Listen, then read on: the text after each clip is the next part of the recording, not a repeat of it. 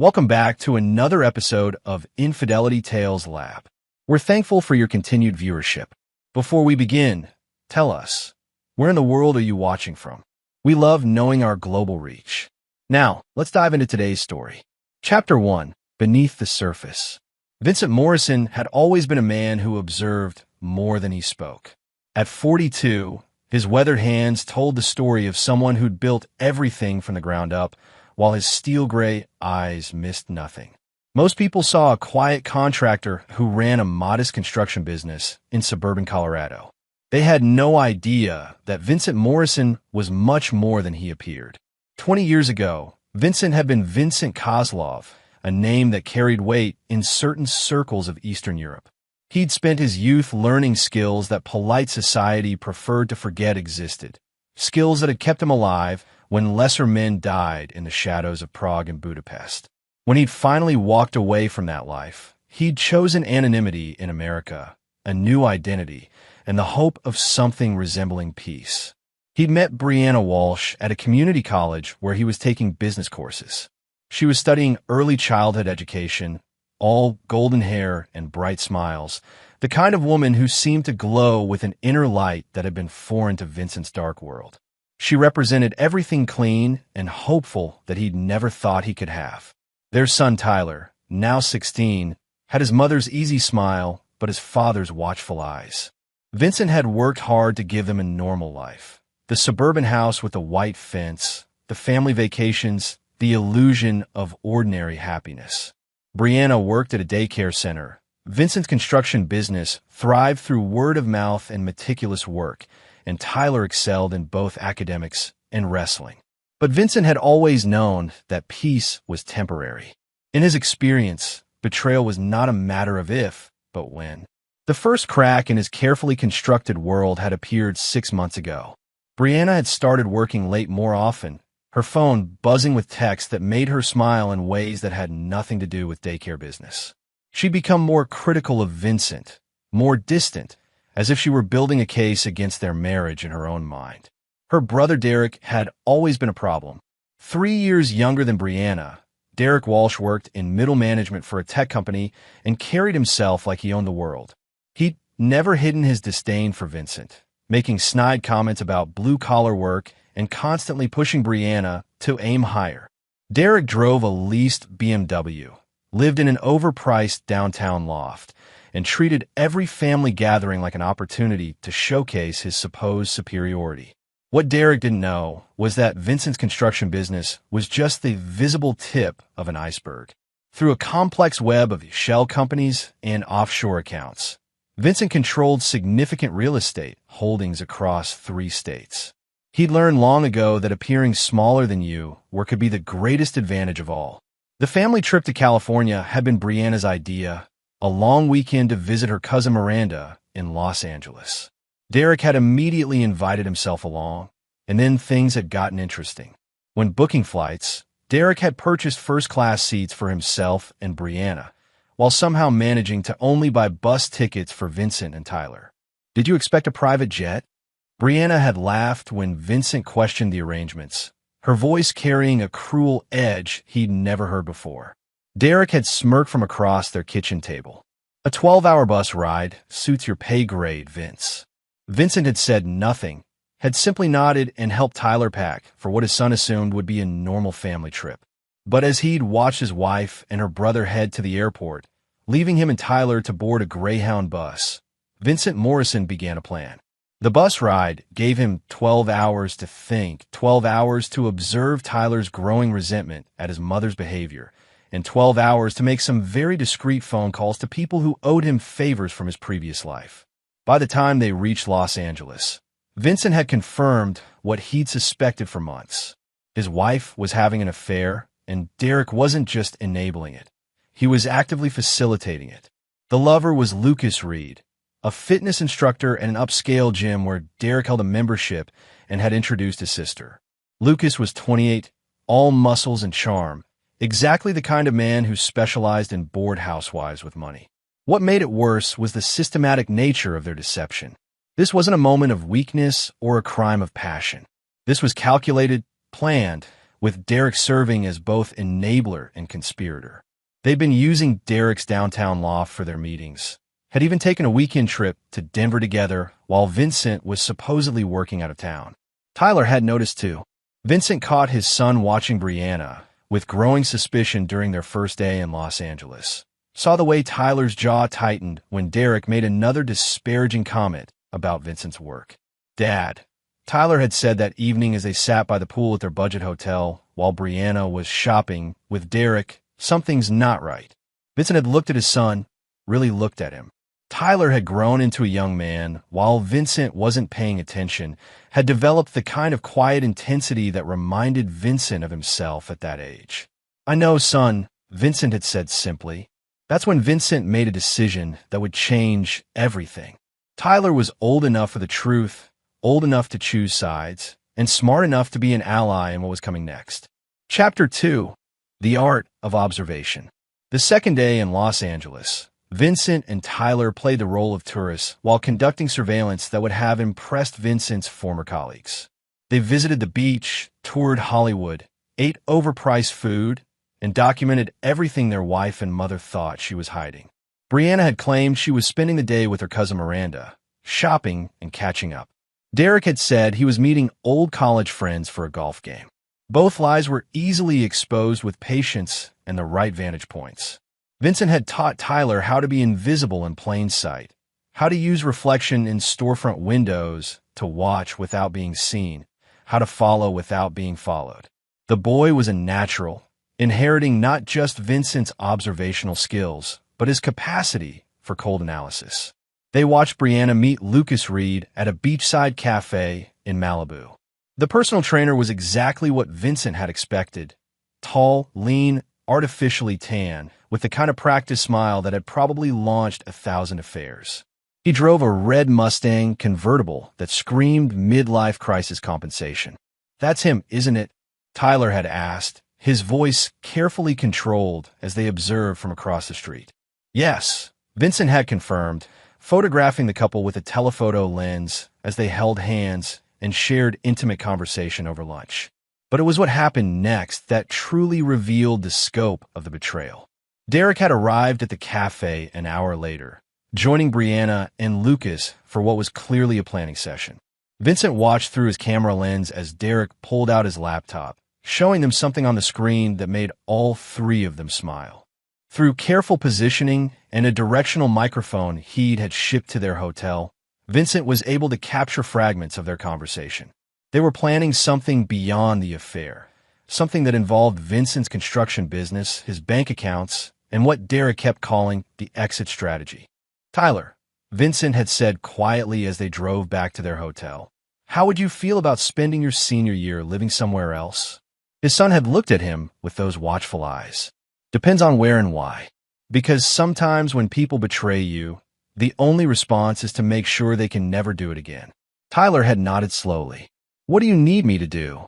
That evening, while Brianna claimed to have a headache and went to bed early, Vincent had made a series of phone calls from the hotel's business center. The first was to his lawyer in Colorado, instructing him to begin certain legal preparations.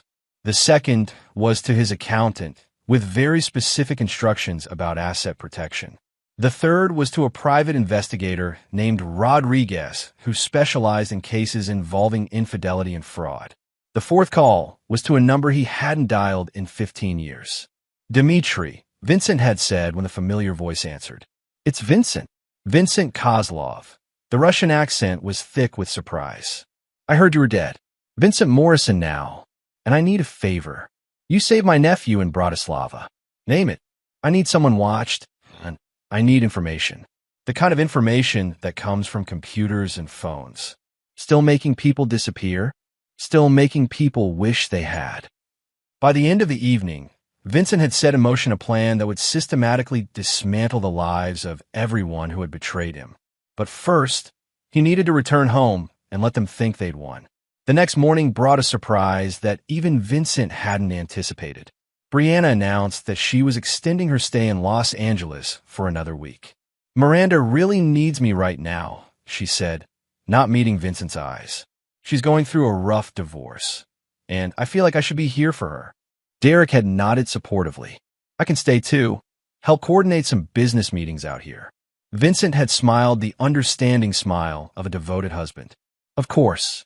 Tyler and I will head back. You take care of family. As he'd hug his wife goodbye at the airport, Vincent had whispered in her ear, I love you, Brianna. Remember that. She looked puzzled by the comment, but Vincent was already walking away, Tyler at his side, ready to begin the real work. The bus ride home gave Vincent 24 hours to finalize his plans. By the time they reached Colorado, he had identified every weakness in his enemies' lives, every pressure point that could be exploited, every relationship that could be turned into a weapon. Brianna wanted out of their marriage. She'd get out, but she'd leave with nothing, and she'd spend the rest of her life regretting the day she decided to betray Vincent Morrison. Derek thought Vincent was beneath him. He was about to learn exactly what Vincent Morrison was capable of. And Lucas Reed, the pretty boy trainer who thought he could steal another man's wife, he was going to discover that some men's wives came with a price that few were prepared to pay. Chapter 3. Setting the Board. The Morrison house felt different when Vincent and Tyler returned from Los Angeles. Without Brianna's constant chatter and Derek's periodic visits, the silence revealed truths that had been hidden beneath domestic routine. Vincent walked through each room, seeing everything with fresh eyes. The credit card bills Brianna had hidden in her jewelry box, the second cell phone tucked behind books on her nightstand, the receipts for expensive lingerie that she'd never worn for him. Tyler found the laptop she'd forgotten to take, and Vincent spent an hour extracting its contents with software that officially didn't exist. Deleted emails painted a picture of an affair that had been planned for months, complete with discussions about divorce strategy and asset division. Lucas had been coaching both Brianna and Derek on how to maximize her settlement while minimizing Vincent's ability to retain his business and property. They think you're stupid, Tyler observed, reading over his father's shoulder. That's their first mistake, Vincent replied, copying files to encrypted drives. Never let anyone know how much you actually know. The following week, Vincent played the role of the oblivious husband perfectly. He called Brianna every evening, listened to her lies about helping Miranda, sent flowers to Derek's loft where she was actually staying. He even transferred $5,000 to her account when she claimed Miranda needed help with legal fees. Meanwhile, Rodriguez's investigation was providing a wealth of information about Lucas Reed. The personal trainer was drowning in debt, student loans, credit cards, a car lease he couldn't afford, and rent on a Venice Beach apartment that was bleeding him dry. He'd been targeting wealthy women for 2 years, with Brianna being his latest and most promising prospect. Derek's finances were equally precarious. His middle management salary barely covered his expensive lifestyle, and he'd been dipping into company funds to maintain appearances. The BMW was 3 months behind on payments, his loft was leveraged to the maximum, and he'd recently been passed over for a promotion that would have solved his money problems. Both men were desperate, which made them predictable. Vincent's plan began with a simple real estate transaction. Through one of his shell companies, he purchased the building that housed Derek's tech company. The previous owner had been quietly struggling with property taxes and maintenance costs, making Vincent's cash offer impossible to refuse. Derek's company had a 5-year lease with 3 years remaining, but Vincent discovered that the lease contained several overlooked clauses that could be triggered under the right circumstances. Within days of taking ownership, Vincent's property management company began documenting every minor lease violation, every instance of improper usage, every technical breach of the building's regulations. Simultaneously, Vincent made contact with Derek's employer through a consulting contract. Morrison Construction had been hired to evaluate the building's structural integrity and recommend necessary upgrades. Vincent's report, submitted with impressive technical detail and photographic evidence, identified serious safety concerns that would require immediate attention and significant financial investment. The company's executives found themselves facing a choice: spend hundreds of thousands of dollars on building upgrades or relocate their offices within 60 days. With their lease now in jeopardy due to Vincent's documented violations and facing the prospect of expensive building improvements, they chose to relocate. Derek Walsh, whose departmental budget had already been strained by his embezzlement, found himself blamed for the company's sudden facility crisis. The timing couldn't have been worse. His financial irregularities had begun attracting attention from the accounting department, just as his value to the company was being questioned. In Los Angeles, Lucas Reed was discovering that several of his wealthy clients had mysteriously canceled their training sessions. Vincent's network had made discreet contact with these women, sharing carefully edited information about Lucas's pattern of targeting married clients for affairs. The fitness instructor's income dropped by 60% in 2 weeks. But Vincent's masterstroke was still to come. Through Dimitri's technological expertise, Vincent gained access to every digital device owned by his targets. He could read their texts, emails, and private messages. He could track their locations, monitor their calls, and most importantly, he could manipulate their communications. The trap was set when Vincent orchestrated a 3-way betrayal that would destroy all of them simultaneously. Using Derek's laptop, Vincent sent emails to Lucas's other female clients, detailing the trainer's relationship with Brianna and warning them about his pattern of seducing married women. The emails appeared to come from Derek's account, making it seem like Brianna's own brother was sabotaging her affair. At the same time, Vincent used Lucas's phone to send text messages to Derek, thanking him for introducing Lucas to his desperate sister and bragging about how easy it had been to manipulate both Brianna and Derek into funding Lucas's lifestyle. Finally, Vincent sent messages from Brianna's hidden phone to Derek's company executives, using information only Derek could have provided to outline the building's lease problems and suggesting that Derek had been planning this crisis to cover his own financial mismanagement. Within 24 hours, all 3 conspirators were turning on each other with vicious efficiency. Derek accused Lucas of using him to get to Brianna and then betraying him to save his own failing business. Lucas accused Derek of setting him up to take the fall for Derek's embezzlement. Brianna accused both men of using her as a pawn in their schemes. Their alliance crumbled as quickly as it had formed, but the damage was already done. Derek's company fired him and referred his case to prosecutors. Lucas lost his remaining clients and faced eviction from his apartment. Brianna found herself stranded in Los Angeles with no money, no allies, and no way home except to call the husband she'd been planning to divorce. Vincent answered her call on the first ring. "Vincent, I need help," she said, her voice small and broken. "Everything's falling apart here, and I don't know what to do." "Of course, sweetheart," Vincent replied, his voice warm with false concern. "Come home. We'll figure this out together."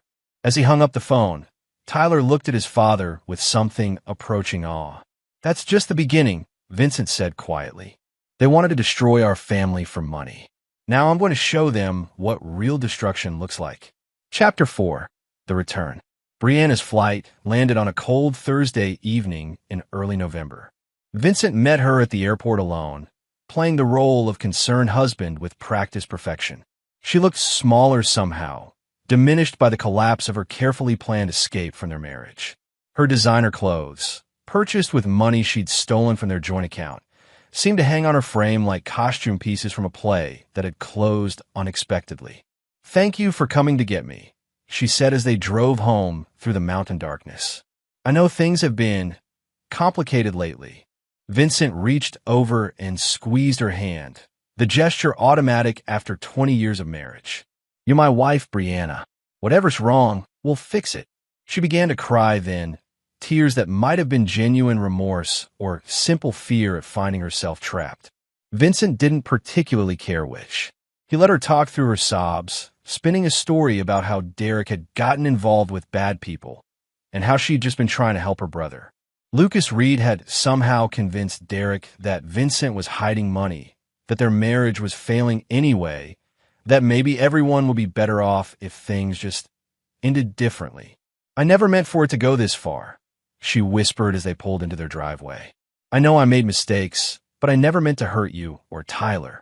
Vincent helped her with her bags, noting that she'd brought back considerably less than she'd taken to Los Angeles.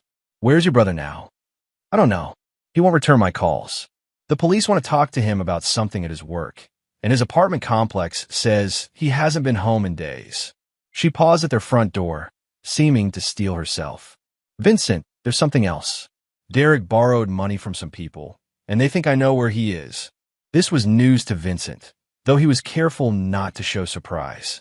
Derek's disappearance wasn't part of his plan, which meant his former brother-in-law had escalated the situation beyond simple embezzlement.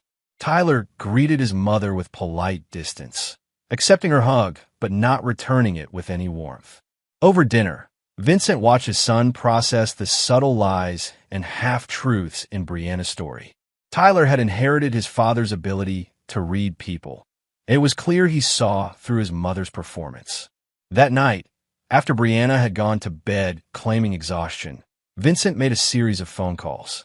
Rodriguez's investigation revealed that Derek had indeed borrowed money from a loan shark named Bobby Torino, using his sister's affair as collateral. Derek had promised Torino that Brianna would divorce Vincent and split the construction business's assets, with Derek taking a percentage to pay off his debts. When Derek's embezzlement had been discovered and his employment terminated, he'd panicked and tried to disappear. But Torino wasn't the kind of creditor who accepted defaults gracefully. "Dad," Tyler said, appearing in the doorway of Vincent's study. "Are we in danger?" Vincent looked at his son, really looked at him. Tyler was 16 now, old enough for truth, old enough to make decisions about loyalty and family. "Possibly. How do you feel about your mother?" Tyler considered the question with the seriousness it deserved. "I love her because she's my mom, but I don't trust her anymore, and I don't like who she's become. And if I told you that everything falling apart around us was connected to choices she made with her brother, I'd ask what you need me to do to protect our family." Vincent smiled, recognizing his own ruthless clarity in his son's response. "Pack a bag. Tomorrow, you're going to stay with your Aunt Patricia in Denver for a few weeks. What about school? Your aunt can arrange a transfer to a private school there. Your grades are good enough." Tyler nodded, understanding that this wasn't a discussion but a directive. "What are you going to do?" "I'm going to fix this problem permanently." The next morning, Vincent drove Tyler to Denver personally, using the 3-hour trip to explain some truths about their family that he'd hoped never to share. He told Tyler about his past, about the skills he'd learned and the life he'd lived before becoming a Colorado contractor. He explained why they'd always had more money than his business should have generated, why Vincent spoke 4 languages fluently, why he taught Tyler to fight and shoot and think strategically. "Your mother fell in love with the man I pretended to be," Vincent said as they reached Patricia's house. "She never wanted to know who I really was. That was her choice." Patricia Morrison was Vincent's younger sister, the only family member who knew about Vincent's previous life. She'd moved to America 5 years after Vincent, had married a Denver police detective, and had built a legitimate life while maintaining contact with her brother's shadow world. "How bad is it?" Patricia asked as Tyler carried his bags to the guest room. "Bad enough that I need Tyler somewhere safe while I handle it." "And Brianna?" "Brianna made her choice when she decided to betray our family for money." Patricia nodded grimly. She'd never liked Vincent's wife, had always sensed something shallow and opportunistic beneath Brianna's cheerful exterior. "How long do you need?" 2 weeks. Maybe 3. Tyler's a good kid. He'll be fine here." When Vincent returned home that evening, he found Brianna pacing the kitchen with nervous energy. She'd received 2 phone calls during the day, one from a man who claimed Derek owed him money, and another from Lucas Reed begging her to call him back. "Vincent, I'm scared," she said, rushing into his arms. "These people think I have Derek's money, but I don't have anything. And Lucas keeps calling, saying we need to talk, but I don't want to talk to him." Vincent held his wife, smelling another man's cologne faintly in her hair, feeling the tension in her body that came from living a lie for months. "It's going to be okay," he said softly. "I'll take care of everything." That night, as Brianna slept fitfully beside him, Vincent finalized his plan. He would eliminate every threat to his family, settle every debt, and close every door that could lead back to the peaceful life he'd tried to build. But this time, when the smoke cleared, Brianna wouldn't be part of that life. She'd chosen her side when she decided to betray him. Now she would live with the consequences. Chapter 5. Debts and Payments. Bobby Torino operated out of a strip club called Paradise Lost on the industrial side of Denver, surrounded by warehouses and auto repair shops that asked no questions about late-night visitors. Vincent had done business with men like Torino before, predators who fed on desperation and enforced their agreements with violence. Vincent arrived at the club on a cold Friday night, alone and apparently unarmed. He dressed like the construction worker he appeared to be. Work boots, jeans, a heavy jacket that concealed more than it revealed. The bouncer at the door was the size of a small building, all muscle and prison tattoos, designed to intimidate exactly the kind of desperate debtors who usually came looking for Torino. "I need to see Bobby," Vincent told the bouncer calmly. "Bobby don't see nobody without an appointment." Vincent pulled out a photograph of Derek Walsh and placed it on the small table beside the door. "Tell Bobby that Derek Walsh's brother-in-law wants to discuss debt consolidation." 10 minutes later, Vincent was sitting across from Bobby Torino in an office that reeked of cigarettes and cheap cologne. Torino was a small man trying to look big, wearing an expensive suit that couldn't disguise his nervous energy. He had the pale, twitchy appearance of someone who lived entirely at night. "So you're Walsh's brother-in-law," Torino said, lighting a cigarette despite the no-smoking sign on his own wall. "You know where that piece of shit is hiding?" "Derek's dead," Vincent said matter-of-factly. Torino paused with the cigarette halfway to his lips. "Dead how?" "The kind of dead that happens when someone borrows money from the wrong people and then tries to disappear." Vincent leaned back in his chair, completely relaxed. "The question is whether you want to write off his debt or transfer it to his family." "Family meaning you?" "Family meaning his sister. My wife." Torino's eyes narrowed as he processed this information. "Your wife was part of Derek's plan. She was going to divorce you, split your assets, pay off Derek's debt with her settlement. That's what Derek told you. The reality is more complicated." Vincent reached into his jacket, moving slowly so the bouncer standing behind him wouldn't get nervous, and pulled out a manila envelope. Inside were photographs. Derek's body in what appeared to be an abandoned warehouse, Lucas Reed bound and gagged in the trunk of a car, and several shots of Brianna meeting with both men over the past months. "My wife thought she was having an affair," Vincent said as Torino examined the photos. What she was actually doing was providing information that Derek and his friend could use to plan a robbery. They were going to wait until she filed for divorce, then break into my house while I was supposedly at work, steal everything valuable, and disappear. Brianna was going to claim she was attacked during the robbery, file for an emergency restraining order, and take half my assets as her settlement. None of this was true, but Vincent had learned long ago that the best lies were built on foundations that people wanted to believe. Torino stubbed out his cigarette. "So where does that leave me?" "It leaves you with a choice. You can pursue Derek's debt through his sister, which means dealing with police investigations, insurance claims, and a lot of attention you probably don't want. Or you can accept Derek's debt as payment for a different service." "What kind of service?" Vincent pulled out a second envelope, this one containing $15,000 in cash. "The kind where Derek Walsh and Lucas Reed disappear permanently, and my wife learns what happens to people who betray their families." Torino counted the money slowly, his mind clearly working through the possibilities. "Your wife, she part of this conspiracy, or just stupid?" "Does it matter?" "Might matter to her." Vincent smiled, and something in that expression made even the large bouncer shift uncomfortably. "Bobby, I didn't come here to save my wife. I came here to make sure that everyone who tried to destroy my family pays the appropriate price. And if I say no, then you'll be explaining to the police why Derek Walsh borrowed money from you using his sister's marriage as collateral, and how that led to a complex fraud scheme that resulted in multiple deaths." Vincent stood up, leaving the money on Torino's desk. "But if you say yes, Derek's debt gets paid, 2 problems disappear, and you never have to worry about any of this again." Torino was quiet for a long moment, calculating risks and benefits with the cold precision of a man who'd survived by making brutal decisions quickly. "I'll need proof that it's finished." "You'll have it." "And the woman?" "The woman is my problem." Vincent left the strip club with Bobby Torino's agreement and a timeline. Derek and Lucas would disappear within 72 hours, and Brianna would receive a very personal education about the consequences of betrayal.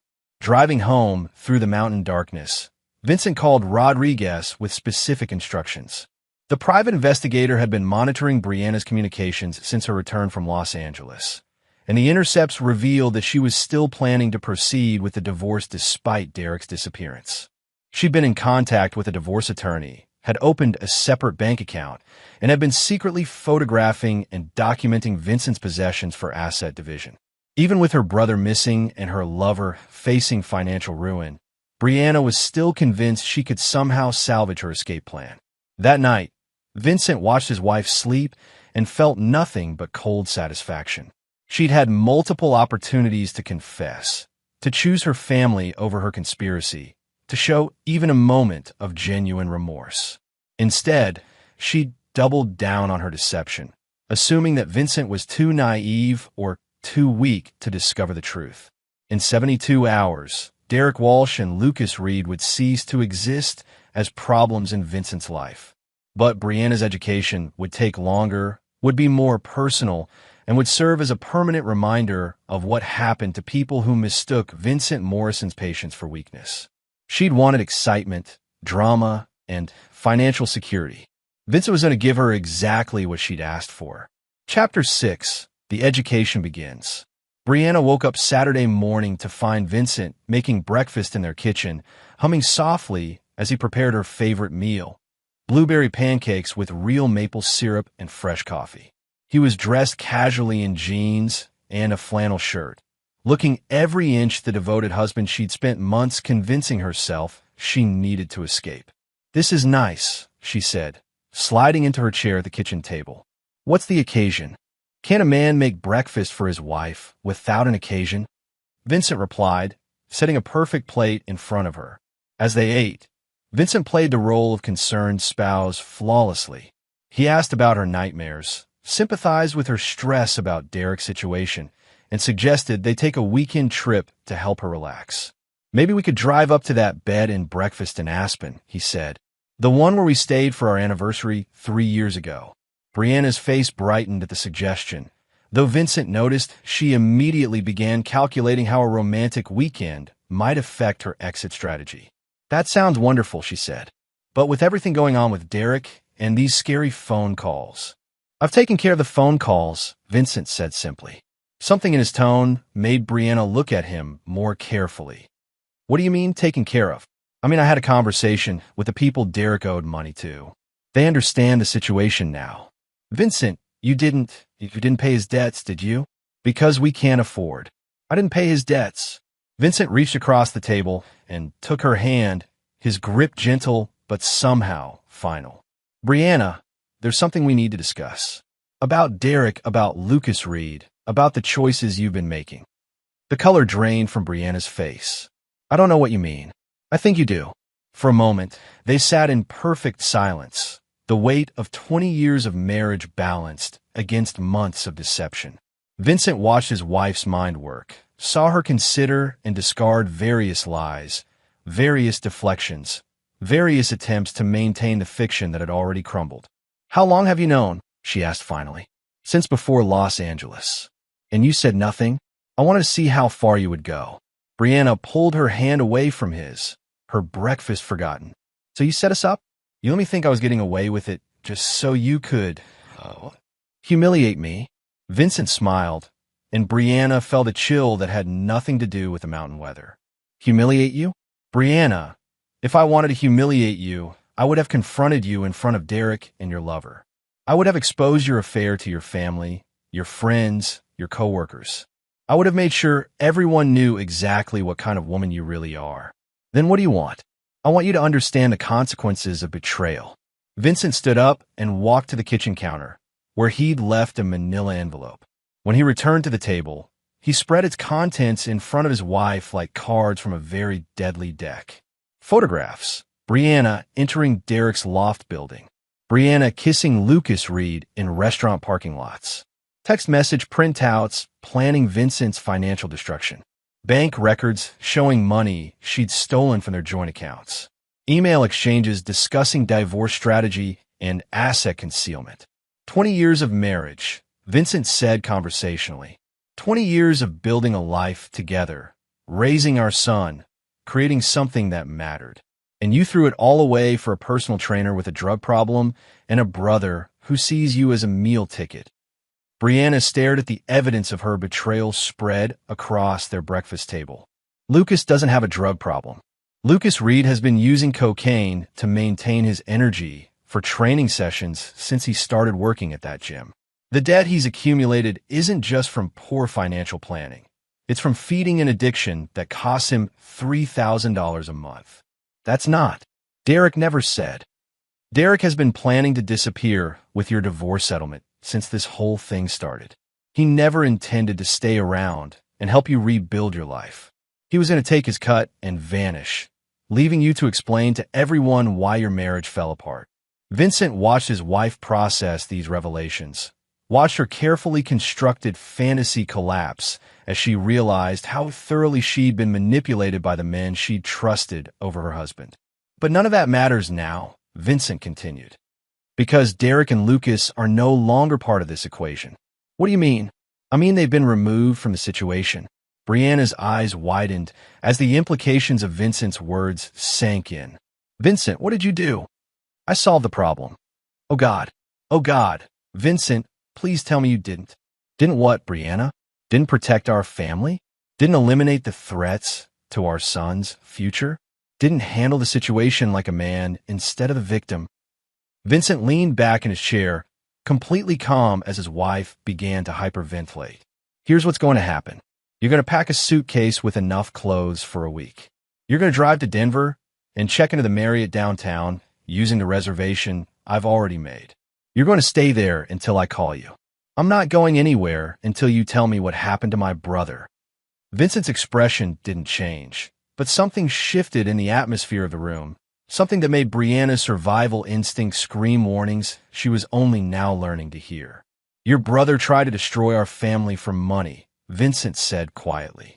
Your lover participated in a conspiracy to defraud me and leave me broken. You facilitated their plans and betrayed 20 years of marriage and trust. The question isn't what happened to them.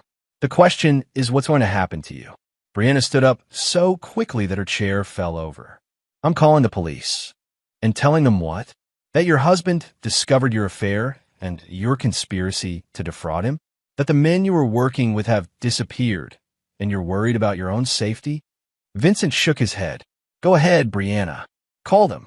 Explain to the investigating officers why you opened a secret bank account, why you've been photographing our possessions, why you hired a divorce attorney while lying to me about working late. She reached for her phone, then stopped as the full scope of her situation became clear. Any investigation would expose her own crimes, her own betrayals, her own carefully laid plans to destroy her husband financially. Pack your bag, Vincent said again. Go to Denver. Wait for my call. And Brianna, she looked at him through tears that contained more fear than grief. Start thinking about what kind of life you want to have when this is over. Because the life you had, the life you threw away for excitement and money, is gone forever. Chapter 7, Closing Circles. The Denver Marriott was exactly the kind of impersonal corporate hotel where someone could disappear without being memorable. Brianna checked in using the reservation Vincent had made, her hands shaking as she signed the registration card. The desk clerk was professionally cheerful, the kind of person trained to notice nothing unusual about guests who paid in cash and seemed reluctant to make eye contact. Room 847 was on the 8th floor, with a view of the mountains that might have been beautiful under different circumstances. Brianna sat on the bed and stared at her phone, trying to decide who she could call for help. Her parents lived in Florida and wouldn't understand the situation. Her cousin Miranda in Los Angeles was dealing with her own divorce crisis. Derek wasn't answering his phone, and she was beginning to accept that he might never answer it again. Lucas was her last hope. Despite everything Vincent had said about drug problems and hidden agendas, Lucas had seemed to genuinely care about her. Maybe he could help her figure out what to do, how to get away from whatever Vincent was planning. She dialed his number and waited through 4 rings before his voicemail picked up. Lucas, it's me. I'm in trouble, and I need to talk to you. I'm at the Marriott downtown in Denver, room 847. Please call me back. She tried calling him 6 more times over the next 2 hours, leaving increasingly desperate messages. By evening, she was pacing the small hotel room like a caged animal, jumping at every sound in the hallway, convinced that Vincent was going to appear at her door at any moment. The knock came at 9:17 p.m. Brianna froze, staring at the door as if it might explode. "Who is it?" "Hotel management, ma'am. We need to speak with you about your reservation." She approached the door cautiously and looked through the peephole. A man in a hotel uniform stood in the hallway, holding what appeared to be paperwork. He was alone, middle-aged, with the tired expression of someone working a late shift. Brianna opened the door with the chain still attached. "What's the problem?" "Ma'am, there's been an issue with the credit card used to secure your reservation. We need to verify some information. My husband paid for the room in advance." "Yes, ma'am, but the card was flagged by our fraud prevention system. If you could just step out here for a moment so we can verify your identity." Something about the request triggered Brianna's paranoia. "I'm not coming out there. You can verify whatever you need to verify right here." The man nodded understandingly. "Of course, ma'am. Let me just get the manager." He walked away down the hallway, and Brianna closed the door, her heart pounding. Something was wrong. Everything about this situation felt wrong. Her phone rang, and she grabbed it without looking at the caller ID. "Hello, Brianna." Vincent's voice was calm, almost gentle. "How are you settling in?" "Vincent, something's happening here. Hotel management is asking questions about the reservation, and I know. The man in the hallway isn't hotel management." Brianna's blood turned to ice. "What?" "His name is Tony Castellano. He works for the people Derek owed money to. They want to have a conversation with you about your brother's debts." "You set this up. I told you that I solved the problem with Derek's creditors. I never said the solution wouldn't involve you." Brianna sank onto the bed, the phone trembling in her hand. "Vincent, please. I know I made mistakes, but I'm your wife. We can work this out." "Brianna, you stopped being my wife the day you decided to betray our family. What you're now is a loose end that needs to be tied up. What do you want from me?" "I want you to understand that actions have consequences. I want you to experience what it feels like to be powerless, to be betrayed by people you trusted, to have your carefully laid plans destroyed by forces beyond your control." The knock came again, more insistent this time. "Vincent, don't do this. Whatever you're planning, don't do this. Open the door, Brianna." "No, open the door, or Tony will open it for you." Brianna looked around the hotel room desperately, searching for options that didn't exist. The windows didn't open. There was no fire escape, no way out except through the door where Tony Castellano was waiting. "What's going to happen to me?" "That depends on you. Tony and his associates are going to ask you questions about Derek's activities, about money he might have hidden, about people he might have contacted. Answer their questions honestly, and you'll have the chance to rebuild your life somewhere else." "And if I don't?" Vincent was quiet for a long moment. "Brianna, I spent the first 20 years of my life learning how to make people disappear. I spent the last 20 years trying to forget those skills. Don't make me remember them." The line went dead. Brianna stared at the phone, then at the door, then at the window that showed the lights of Denver 8 floors below. She thought about Tyler, about the son who had looked at her with growing disappointment as her deceptions became obvious. She thought about the life she'd had and the life she'd thrown away for the promise of excitement and easy money. The knock came a third time, followed by a voice that was no longer pretending to be polite. "Mrs. Morrison, we need to talk." Brianna walked to the door and turned the deadbolt. Whatever was about to happen, whatever Vincent had arranged for her, she would face it with whatever dignity she had left. As she opened the door, her last coherent thought was a memory of Vincent making blueberry pancakes that morning, humming softly in their kitchen, looking like the devoted husband she decided wasn't enough for her anymore. Chapter 8. The Weight of Truth. 3 days later, Vincent received a phone call from the Denver Police Department. Brianna Morrison had been found in a parking garage downtown, beaten and unconscious, her purse and identification missing. She was in the hospital with a concussion, 3 broken ribs, and no memory of how she'd gotten there. Vincent played the role of concerned husband perfectly, rushing to the hospital with flowers and terror in his voice. He held Brianna's hand as she drifted in and out of consciousness, whispered reassurances about her recovery, and answered the police detective's questions with exactly the right mixture of confusion and worry. She'd been receiving threatening phone calls about her brother. Vincent explained to Detective Morrison. No relation, despite the name. Derek got involved with some bad people, borrowed money he couldn't pay back. Brianna was scared they might come after family members. Any idea where your brother-in-law might be now? Derek disappeared 2 weeks ago. Brianna tried to help him, but Vincent shrugged helplessly. Derek always made poor choices. When Brianna was finally conscious enough to speak coherently, her story was fragmentary and confused. She remembered checking into the hotel, remembered phone calls, remembered being afraid. But the details were hazy, possibly due to the head injury, possibly due to trauma, possibly due to medications. I think someone was trying to get information about Derek, she told the detective weakly. They kept asking where he was, what he'd done with the money. What money? I don't know. I kept telling them I didn't know anything, but they didn't believe me. Vincent squeezed her hand supportively. The important thing is that you're alive, he said. Everything else can be figured out later. Over the following week, as Brianna recovered in the hospital, Vincent began implementing the final phase of his plan.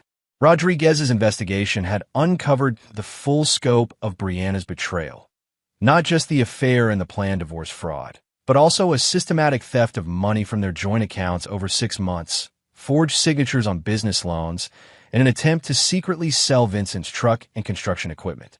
With this evidence, Vincent's attorney filed for divorce on grounds of adultery and fraud, seeking emergency injunctions to freeze Brianna's accounts and prevent her from disposing of any marital assets.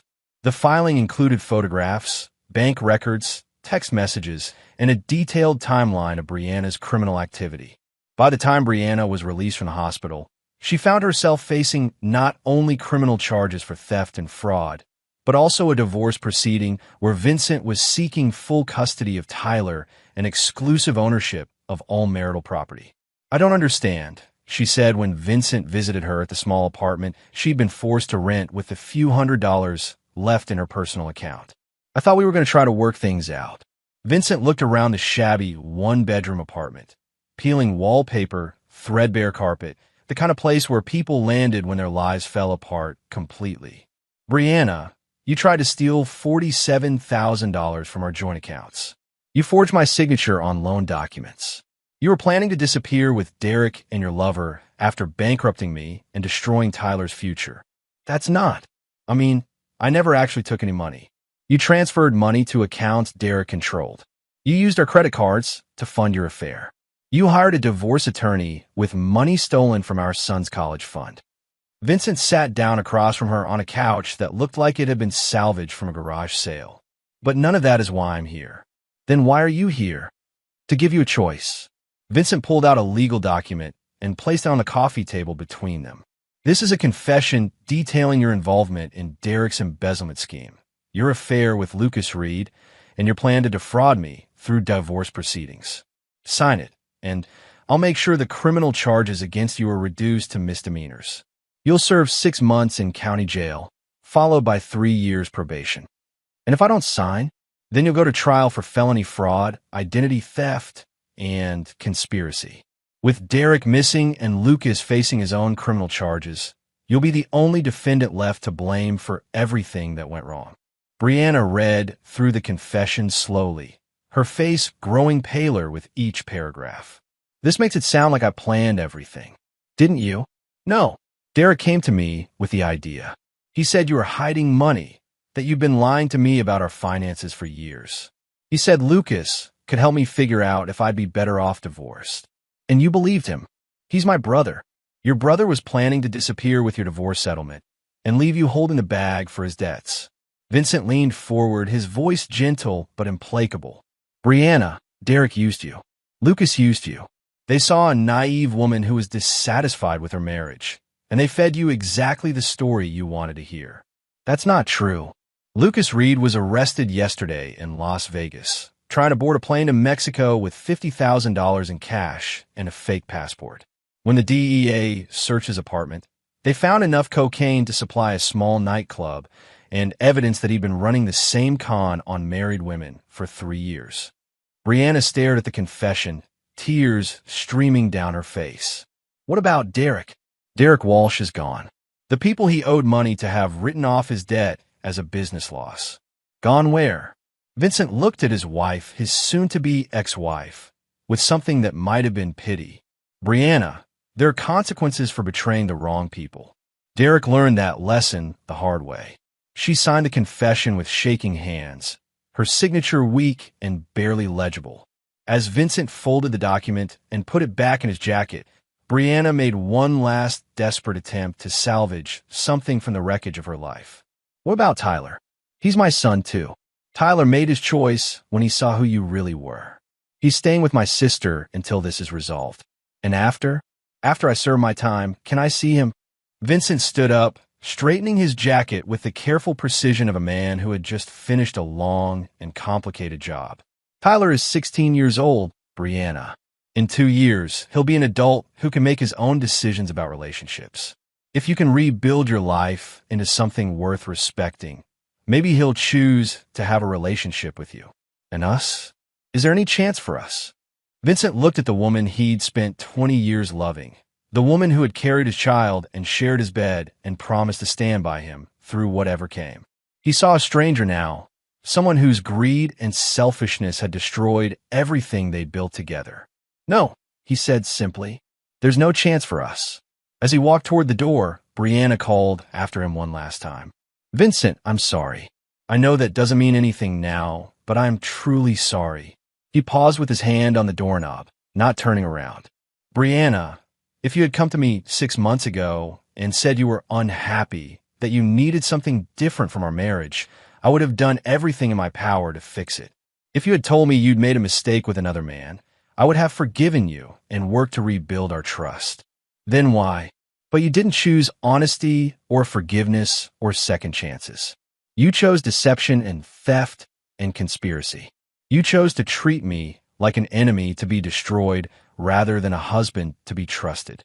Vincent opened the door, letting in the cold mountain air. Actions have consequences, Brianna. This is yours. Chapter 9, The Price of Peace. 6 months later, Vincent Morrison stood in the kitchen of his newly renovated house, making blueberry pancakes for one. The house felt different now. Cleaner somehow, lighter, as if removing the rot of deception had allowed the space to breathe again. Through the window, he could see the Rocky Mountains in the distance, their peaks white with early spring snow. Tyler had returned from Denver the week before, taller and more serious than when he'd left. The private school had challenged him academically, and living with Patricia had taught him things about family loyalty that couldn't be learned from textbooks. He'd visited Brianna twice during her incarceration, brief meetings in the county jail that had convinced both of them that some relationships couldn't survive certain betrayals. She looks older, Tyler had told Vincent after the second visit. Like she finally understands what she lost. Understanding and accepting are different things, Vincent had replied. Understanding is intellectual. Acceptance is emotional. Most people never manage both. The divorce had been finalized 3 weeks earlier, with Brianna receiving exactly what she'd brought into the marriage 20 years ago. Nothing. Her conviction for fraud had voided any claim to marital assets, and Vincent's evidence of her systematic theft had been so comprehensive that her public defender had advised her to accept the plea bargain rather than risk additional charges. Lucas Reed had been sentenced to 5 years in federal prison for drug trafficking and fraud. The cocaine found in his apartment had elevated his case from simple theft to narcotics distribution, and his pattern of targeting married women had attracted the attention of federal prosecutors looking to make examples of predatory criminals.